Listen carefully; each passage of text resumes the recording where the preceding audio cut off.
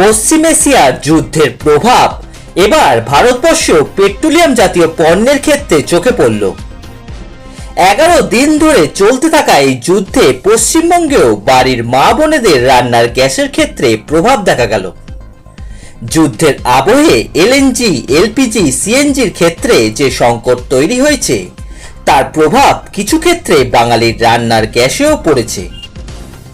এদিন এমনই অবস্থা চোখে পড়ল হুগলির শ্রীরামপুরে। শ্রীরামপুরের বাসিন্দা নীতা ব্যানার্জি 3 দিন আগে গ্যাস বুক করেছিল, কিন্তু এখন অবধি গ্যাস আসেনি।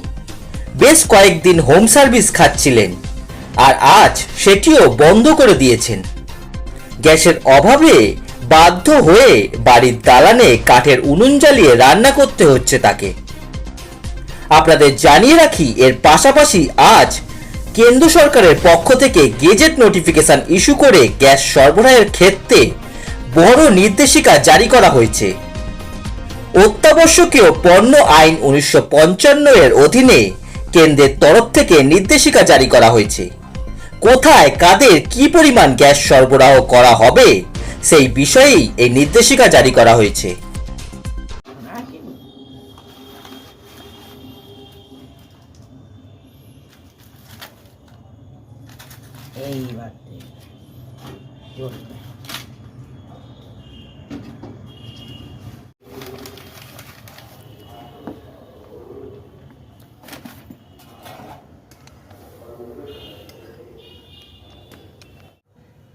কারণ হলো ওই যে 3 দিন না 4 দিন ধরে গ্যাস নেই, হোম সার্ভিসে খাচ্ছিলাম।